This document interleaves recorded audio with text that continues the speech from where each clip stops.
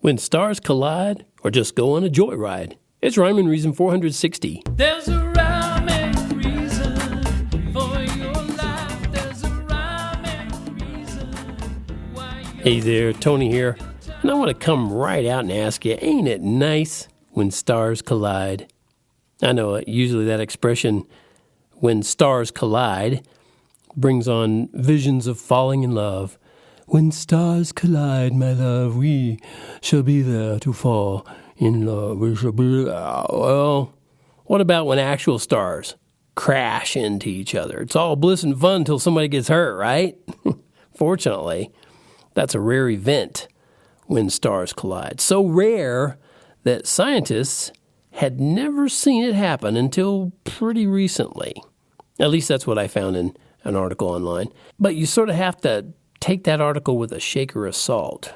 Yeah, a shaker. Because they included a video with words in it. Have you seen those? You know, I create those, actually, the videos where if you didn't have the sound on, you could still see what it's saying. And they created one of those. And sadly, they told a fairy tale that started out with, and the words on the screen said, about 130 million years ago, two neutron stars in a nearby galaxy were spiraling toward each other. Oh, brother. And it's virtually impossible to take anything else they say after that seriously. And unfortunately, that's not all there was to this fairy tale. It continued with... This is quoting their video again. As they did, they distorted space and time, making ripples in the fabric of space-time.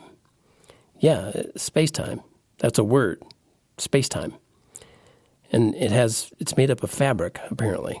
I'm not making this up. They already did that. Said that. No, they did that. Yeah, it's a made-up theory. It is, because there's no way to distort time. It's not material, and it's certainly not fabric. So you can go down to your favorite fabric store, and you won't find it. Okay, but I fully admit, I'm going to be transparent here as I can be. I'm not a scientist, and I've never even played one on TV. I'm just a singer and a writer and an entrepreneur, and having nothing to do with science other than it interests me and I like to talk about it once in a while. So maybe you should just totally disregard what I say about all these deep scientific matters. But what if I told you this? In our galaxy, the good old Milky Way, about 60% of all stars are grouped in closely spaced pairs called binaries. And what if I told you these fast binary stars did not evolve from larger stars? Because larger stars orbiting so closely would collide. Okay? What if I told you all that?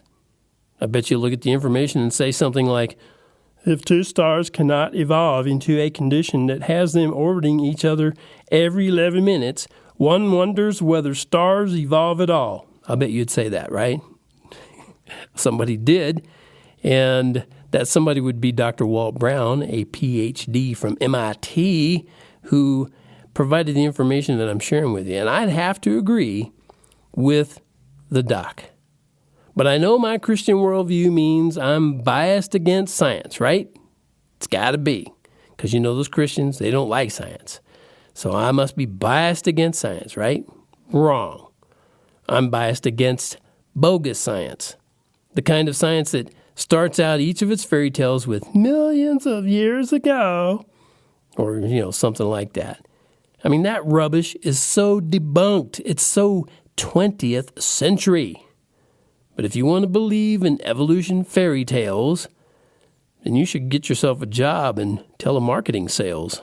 Because you could earn so much, you could fill a black hole, but you could gain the whole wide world and lose your soul. That does it for this scientific episode of Rhyme and Reason, brought to you by TonyFunderburk.com, maker of fine books and merch, words and music, rhymes and reasons. And as always, don't you dare forget, life has rhyme and reason because God made you. There's a